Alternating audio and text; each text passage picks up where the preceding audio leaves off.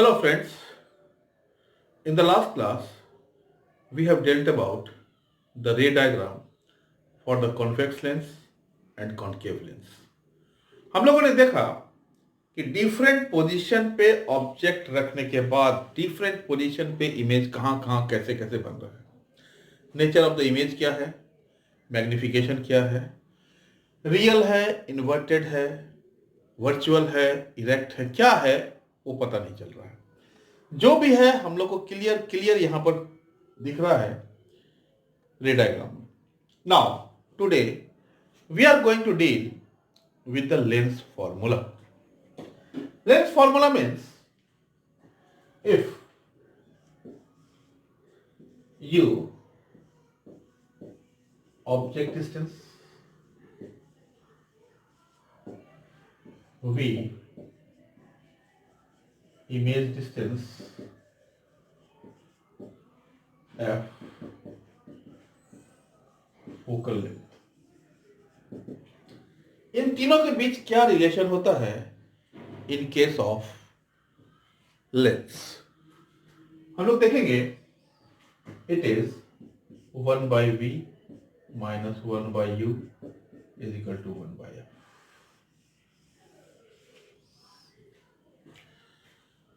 हाँ, sign convention कैसे use करना है फुल डिटेल में हम लोग डिस्कस कर चुके हैं।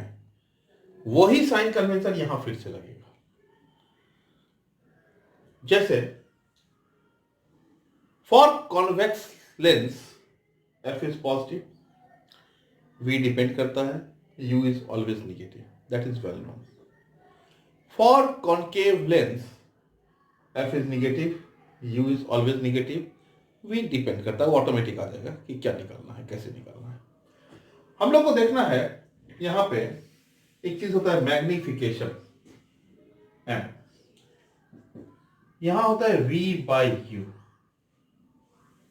Is equal to hi/ho। इस चीज का ध्यान रखिएगा। हम लोग जब मिरर कर रहे थे तो वहां पे मैग्निफिकेशन -v/u लिए थे, ध्यान रहे इस चीज का।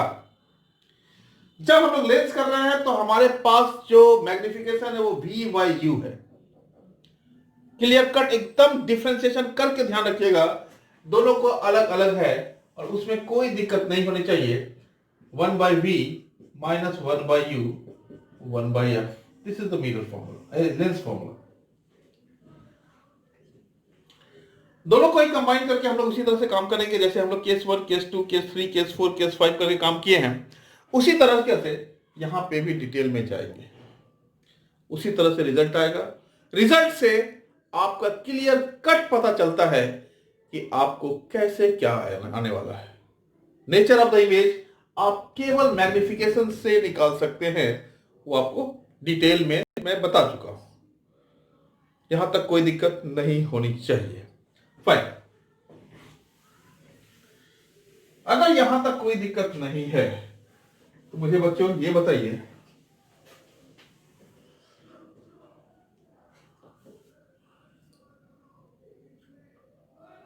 what happens when rays travel from denser medium to rarer medium? When ray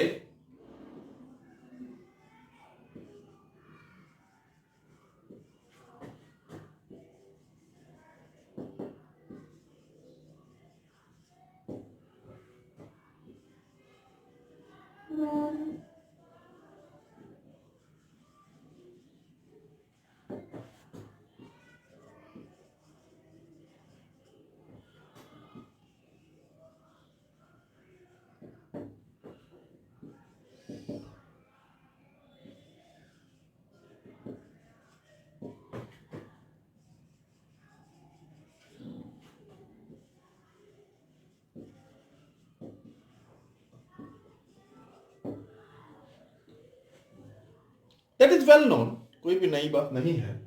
When a ray of light travels from denser medium to rarer medium, it deviates away from the normal। अचानक से मैं इसको deal करने क्यों चाह रहा हूं, हमारा देखना है। मान लेते हैं ये ग्लास स्लैब है,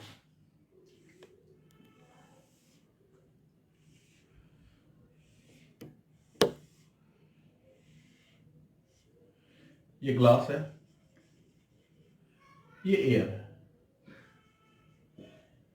कोई भी इंसिडेंट रे यदि यहां इंसिडेंट होता है, it will move away from the normal. This is I, this is R. थोड़ा सा I को बढ़ाते हैं, अगर ये यहां आ जाता है, जो रिफ्रैक्टेड रे है, it will just graze the edge of the slab. मतलब ये हो गया, एक एंगल होगा IC जहां की R इक्वल टू 90 डिग्री हो गया।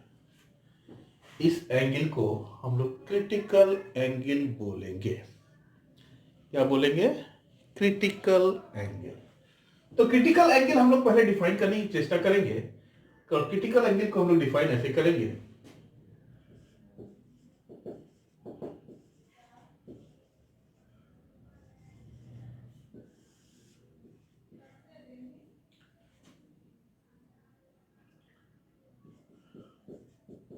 it is the angle of incidence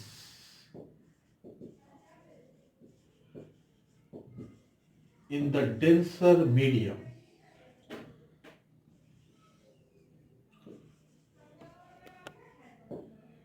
for which the angle of refraction is 90 degree.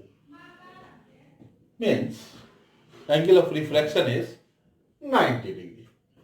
It is the angle of incidence in the denser medium, mind the word, for which the angle of refraction is 90 degree. यहां पर देखिए, यह angle of incidence, ये IC है, for which this angle is 90 degree. ये 90 degree से grace कर रहा है। अगर ये एज को ग्रेस करके निकल जाता है, इस एंगल को हम लोग क्रिटिकल एंगल बोलेंगे। यहां तक कोई दिक्कत है? थोड़ा सा आप समझने की बात है, थोड़ा सा समझने की बात यह है, थोड़ा सा एंगल और बढ़ाते हैं। मान लो इसको यहां लेके चले जाते हैं, तो क्या होगा? इट विल गो हियर ना, I इक्वल टू R। ये बात तो जनरल नॉलेज है, जनरल कंसेप्ट जो हम लोग I इक्वल टू R करके काम कर रहे थे। क्रिटिकल एंगल से अगर ग्रेटर थोड़ा सा एंगल हुआ, तो ये रे बाहर दूसरे मीडियम में नहीं जाएगा और उसी मीडियम में लौट के आएगा। This is called total internal reflection. Now try to understand.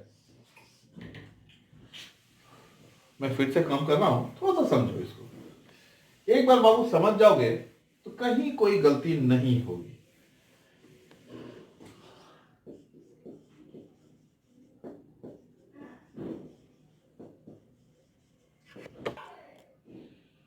Total internal reflection हम लोग को देखना है।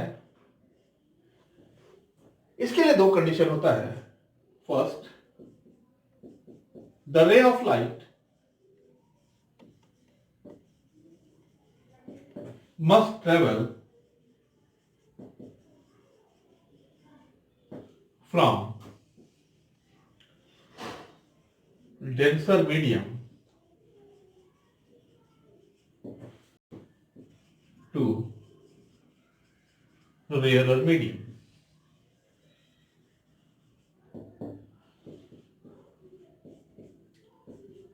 The angle of incidence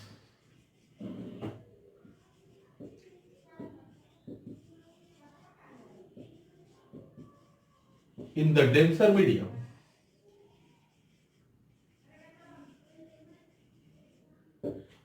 is greater than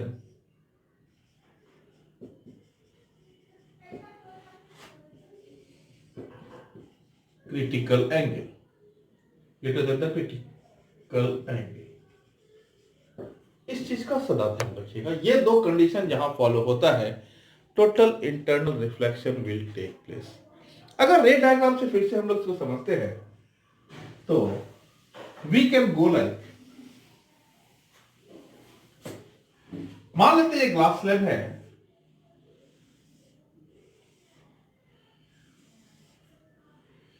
यहां एंगल ऑफ इंसिडेंस ज्यादा है, ये I C, this is 90 degree, angle of refraction is 90 degree. Now we have just increased slightly the angle of incidence I. ये क्या हुआ, ये इधर चला है, दिस इज,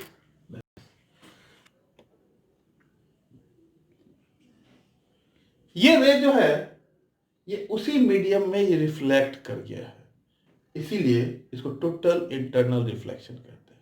ये हर एक मीडियम का अलग अलग होता है। टोटल क्रिटिकल एंगल, ये कितने एंगल से टोटल एंगल रिफ्लेक्शन होगा, क्रिटिकल एंगल जो होगा वो हर एक मीडियम का अलग अलग होता है। आप ये देखो, डायमंड, डायमंड क्या होता है, डायमंड स्पार्कल करता है, रात में भी स्पार्कल करता है। कारण क्या है, डायमंड का शेप इस टाइप का होता है कि एक रे ऑफ लाइट यदि उसके अंदर इंटर कर जाता है तो वो उसी के अंदर घूमता रहता है, it can not come out. वो चूंकि बाहर नहीं निकल सकता है तो वो चमकेगा, because due to this total internal reflection it can not come out. बाहर में हवा है, हवा का मतलब रेयर मीडियम है, diamond is a very very denser particle, denser medium. तो डेंसर मीडियम से रेयर मीडियम निकलने के लिए अगर क्रिटिकल एंगल से ज्यादा बड़ा इंसिडेंट एंगल होगा तो वो अंदर जा जाएगा, टोटल इंटरनल रिफ्लेक्शन होगा, ये चीज। दूसरी चीज हम लोग देखते हैं, फाइबर ऑप्टिक्स केबल जो होता है, जो फाइबर ऑप्टिक्स केबल होता है, इतना बड़ा बड़ा काम हो रहा है, जो भी हो रहा है, हम लोग का कम्युनिकेशन सिस्टम में रिवॉल्यूशन ला दिया है ये फाइबर ऑप्टिक्स। फाइबर ऑप्टिक्स में होता क्या है बेसिकली, ये फाइबर ऑप्टिक्स का केबल जो होता है ये 2 लेयर में बना होता है।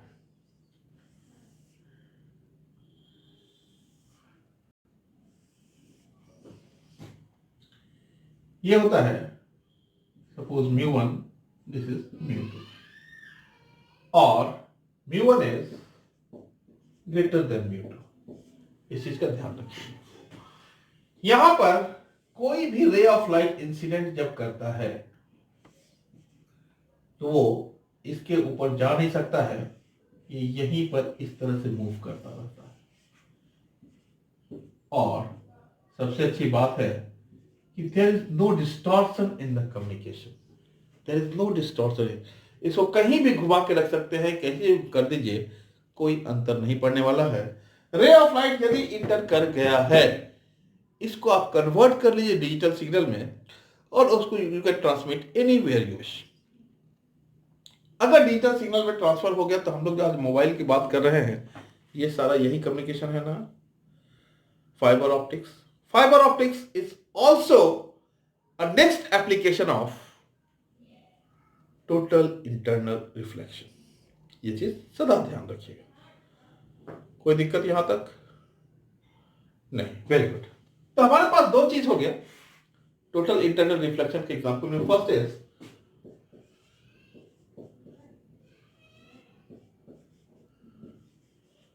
of diamond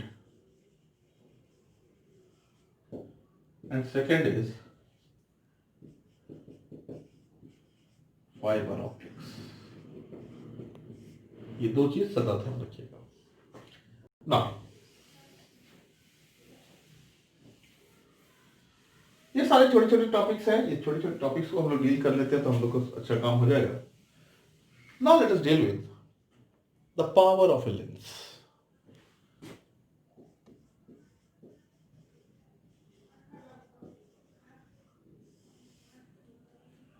power of lens, किसी भी चीज का पावर हम लोग कैसे जज करते हैं?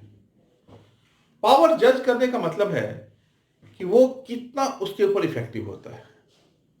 एक पावरफुल यदि आदमी है तो रॉड को ज्यादा से ज्यादा टेढ़ा कर सकता है ना, वही वीक आदमी है वो रॉड को ज्यादा टेढ़ा नहीं कर पाएगा। कहने का मतलब है कोई भी लेंस जो रे को ज्यादा से ज्यादा डेविएट कर सकता है अपने पाथ से, उसका पावर ज्यादा होगा। जो लेंस जितना ज्यादा डेविएशन देगा रे ऑफ लाइट को, उसका उतना ज्यादा पावर होगा। कहने का मतलब सीधा है, समझ। दिस इज द पैरेलल रे,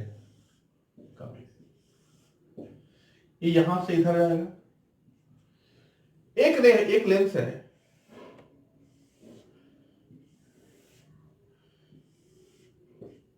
यहां से यहां जाएगा। तो यू कैन सी इसमें ज्यादा डेविएशन है, इसमें कम डेविएशन है। तो जिसके पास ज्यादा डेविएशन होने का ताकत है, जिसके पास ज्यादा रे को ज्यादा डेविएट करने का ताकत है, उसके पास पावर ज्यादा है। साधारण सी बात है, इसमें कौन सा नहीं बात। रे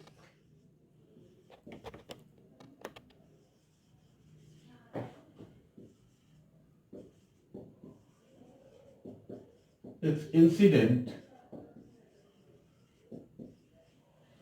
on a lens, it deviates from its original path. It deviates from its original path. The power of the lens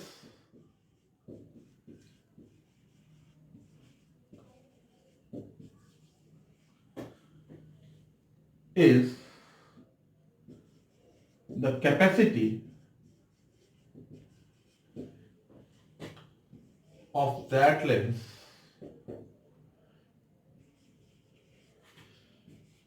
to deviate the ray of light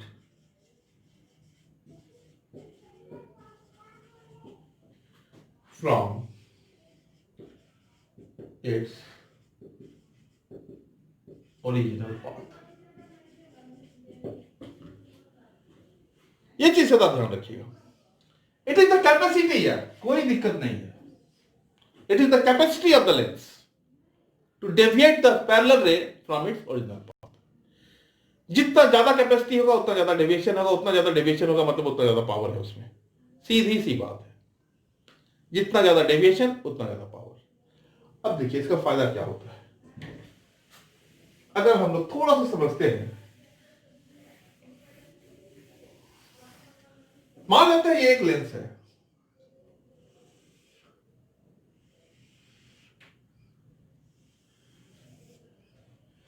इसमें यदि पैरेलल रेज आ रहा है, ये डेविएट होके यहां जा रहा है, यहां से यहां को क्या बोलेंगे हम लोग? This is the focus, this is the pole और this is the focal length. बात समझ में आ रही है? सेम वे एक दूसरा लेंस लेते हैं, इसमें भी पैरेलल रेज आएगा और ये यहां डेविएट कर जाता है। This is the focus, this is the pole. Suppose this is F, इसको F1 मान लेते हैं, इसको F2 मान लेते हैं। आप देख रहे होंगे F2 is greater than F1, है ना? F2 ये sorry F2 is less than F1। अगर F2 लेस देन F1 है, इसका मतलब है रे ज्यादा डेविएट किया है 2 में, रे कम डेविएट किया है 1 में। अगर लेंस 1 में कम डेविएशन है और लेंस 2 में ज्यादा डेविएशन है, इससे सीधा सीधा कंक्लूजन यही निकलता है कि लेंस 2 के पास ज्यादा पावर है, लेंस 1 के पास कम पावर है। ये बात सीधी सीधी बात समझ में आई कि नहीं आई? क्लियर कट बात कीजिए मुझसे। बात समझ में आ रही है? यस। अगर ये बात समझ में आ रही है तो हम लोग पावर को सीधा डिफाइन नहीं कर सकते। Reciprocal of focal length, focal length जितना कम होगा पावर उतना ज्यादा होगा, क्योंकि डेविएशन उतना ज्यादा होगा। बात सीधी सीधी है, समझने की तरीका है। रट के बाटा फिजिक्स नहीं चलेगा, रट के एकदम नहीं चलेगा। हम लोग को समझना ही पड़ेगा आखिर क्यों, कैसे। So we can right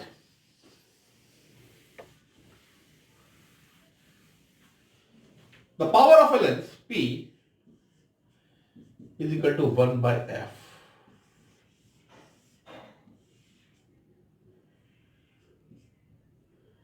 F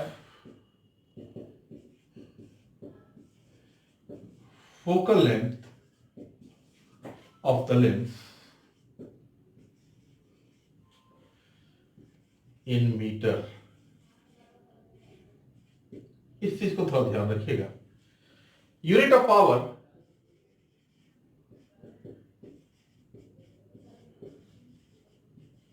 is dioptre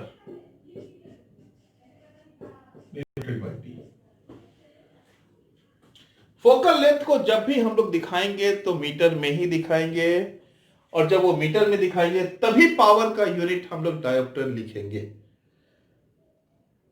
सीधा सीधी बात है। अगर वो जनरली वो क्वेश्चन में आपको सेंटीमीटर में गिवन होगा, जिसको आपको मीटर में कन्वर्ट करना होगा, तभी जाके आपका डायोप्टर में आएगा। ठीक है ना। अगर ये पावर ऑफ लेंस समझ में आता है तो हम लोग दो लेंस को कंबाइन करते हैं, तो कंबाइन करके तो पावर होगा कितना होगा, combination of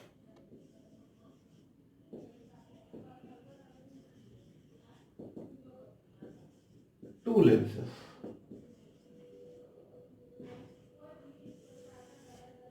first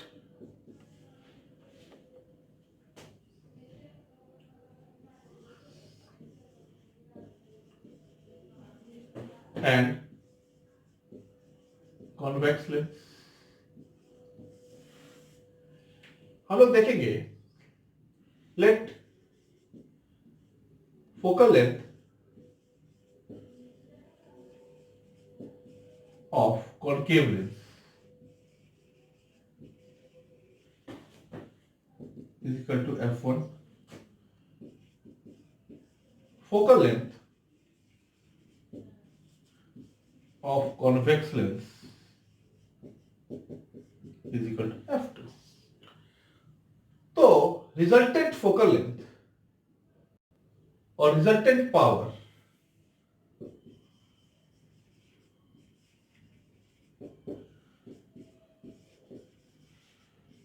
of the combination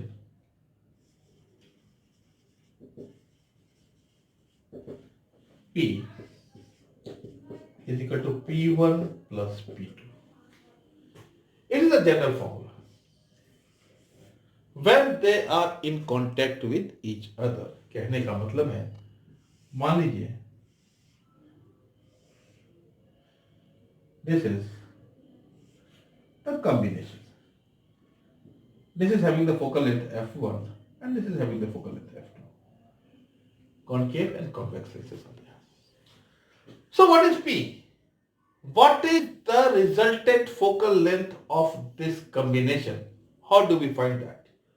1 by f is equal to minus 1 by f1 plus 1 by f2।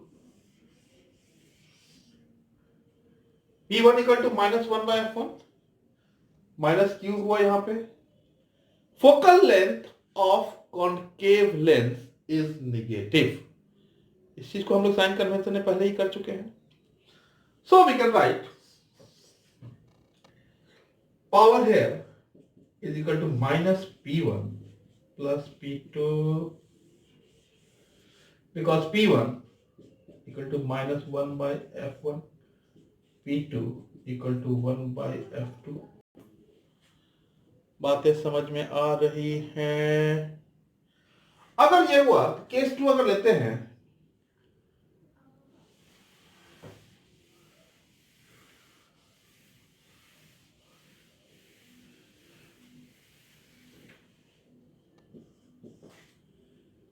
two concave convex lenses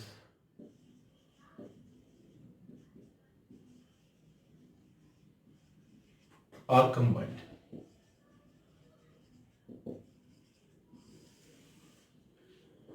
क्या होगा?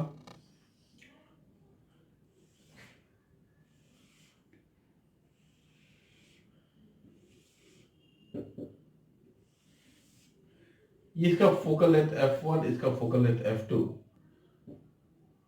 तो ये इसका जो पावर हो जाएगा, P का जनरल फॉर्मूला हमारे पास P1 प्लस P2, तो 1 by f is equal to 1 by f1 plus 1 by f2. This should be taken care of. ये पॉजिटिव दोनों क्यों है? पॉजिटिव होने का कारण केवल यही है कि focal length of convex lens is positive. Sign convention में हम लोग देखे हुए हैं, इसीलिए इतना सोचने का नहीं है, इस चीज का ध्यान रखिए. Now let us now talk about some general cases. Third, when two lenses are separated by a distance d. ऐसे केस में हम लोग क्या करेंगे? 1 by f is equal to 1 by f1 plus 1 by f2 minus d by f1 f2. Use proper sign conventions.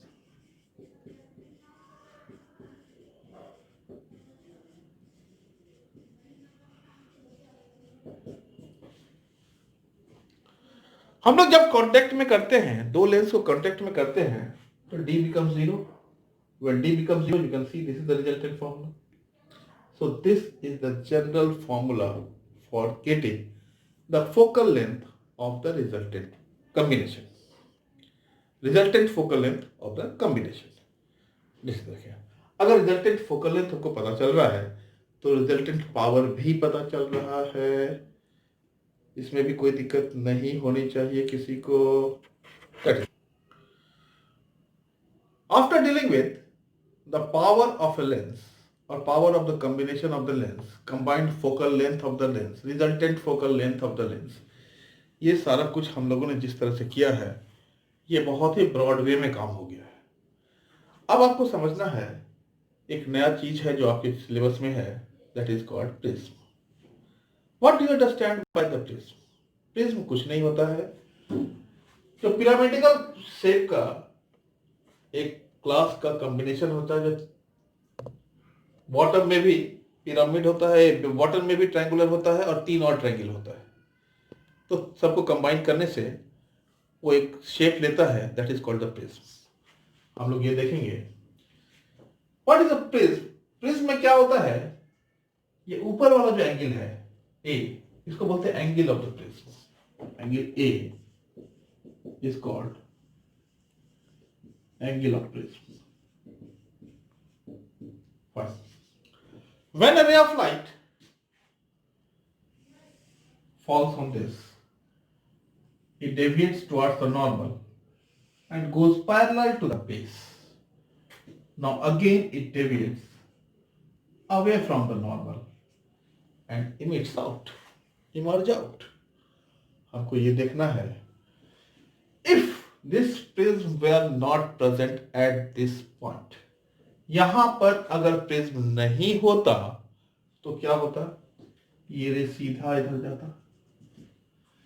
चूंकि ये prism यहां पर आ गया है, ये इंसिडेंट रे इतना मुड़ गया है, it goes like this. This is called delta. This delta is called angle of deviation. This delta is called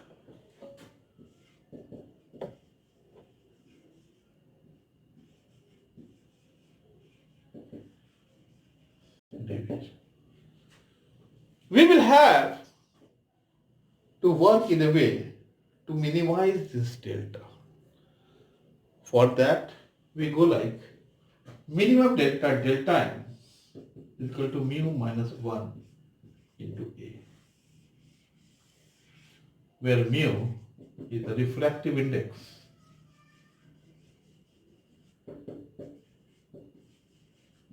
of the material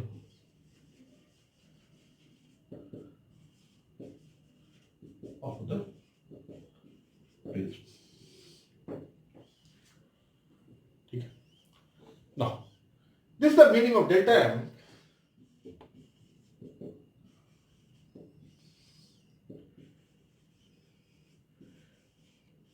Deviation. ये बता ही दिया, एंगल ऑफ द प्रिज्म है, म्यू रिफ्रैक्टिव इंडेक्स होता है. So delta M is mu minus 1 into A. बच्चों यहां तक अगर आप कर लेते हो, इस पे जनरली न्यूमेरिकल्स ज्यादा पूछेंगे आपको और कंसेप्ट ज्यादा कुछ है नहीं इसमें. जो भी है यहां तक कर लेते हो, आप यही जान लो क्लास 10th का एक भी सवाल आपका रिफ्लेक्शन और रिफ्रैक्शन से छूटने वाला नहीं है. चाहे वो थ्योरी हो, चाहे वो न्यूमेरिकल हो, चाहे कुछ भी.